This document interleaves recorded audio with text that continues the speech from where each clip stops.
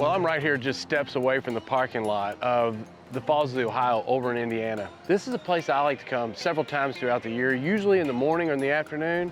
And June is a great time of year to come down here. One of the reasons I love it is it's so close. There's always fish here, and when the water conditions are right, like they look like they are today, you never know what you're gonna catch. I'll tell you what, when I come down here to the river, you're gonna lose some tackle. I like to use a wire that is a little more of a light wire hook, and I usually throw it on braid. It a lot of times allows me to straighten this hook out and get it back. Now, you catch or you hook into a 30 or 40 pound fish, you might regret that decision because you're gonna have to use a lot of drag, and hopefully you can get it in. But otherwise, it seems like I'm retying all the time. Here we go, we got a fish on. It's good little practice when I get a fish I really want to get in, because this is probably the route they're going to take. Over the dam and back up.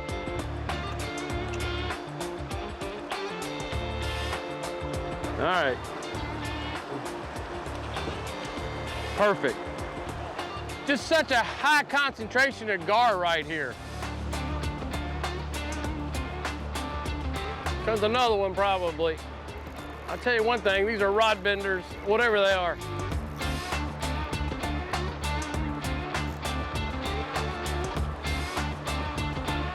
A drum. That fish actually tried to hit and missed it, and made him feel a lot bigger because he's foul hooked in the back. Oh, drum. And they are fun to catch, but after a little bit, they kind of just give up on you. That one there was going, he was trying to go up the river. He's getting out of here.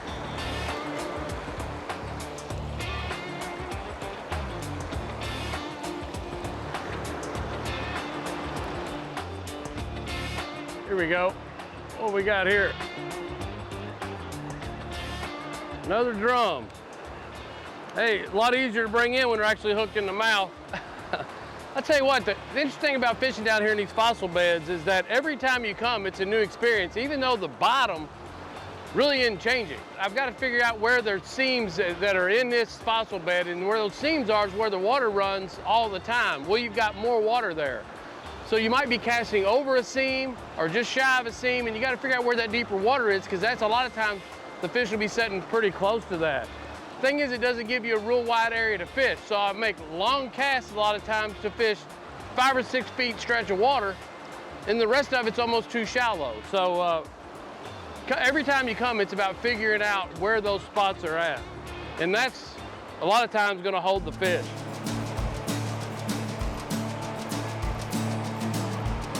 Man, how I'd love for this to be a sport fish, but just don't have that much confidence. Tell you what, when you come to the river, you gotta be ready for anything. You never know what you're gonna catch. Kind of hoping for hybrids today, but if you just want to get your line stretched, well, these will definitely do the trick.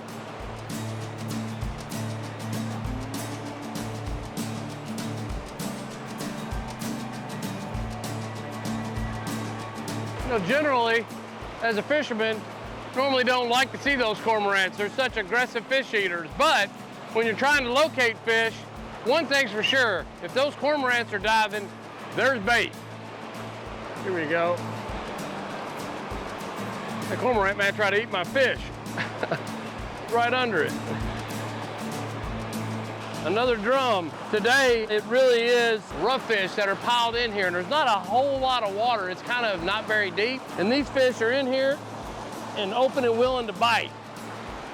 Well, when that happens, I'm willing to come down here and stretch a line and try to have a day of catching who knows what.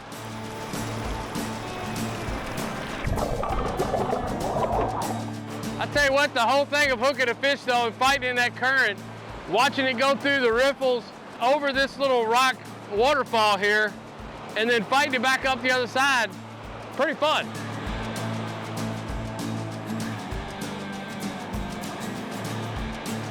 Here we go. Oh my goodness.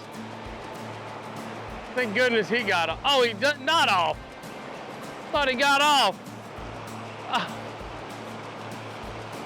Oh my goodness. I think he got off and hit it again. Look how aerodynamic those fish are, how they can just shoot straight up that rough water. Actually hooked some bigger than this one today, but I think it's the first one we got all the way in. Now I got to find a spot to secure my feeding so that I can grab this fish. Now you never want to reach down and grab one of those. It looks like you got a handle hanging out there.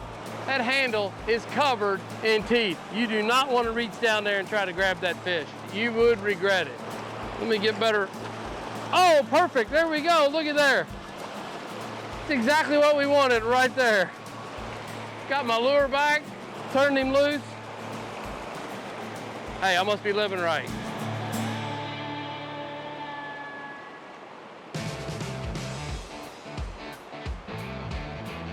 What we got here? Feels like another gar. They've been getting off quite a bit. It's another drum. Tell you what, getting a perfect combination of a rod that will cast a long, long way, but has enough backbone to pull a fish like this through, takes the right rod selection.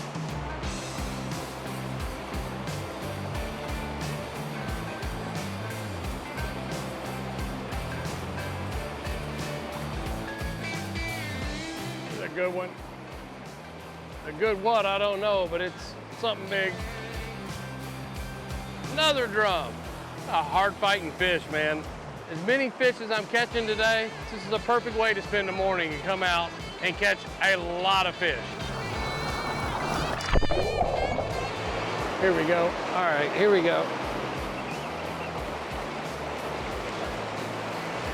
Another drum.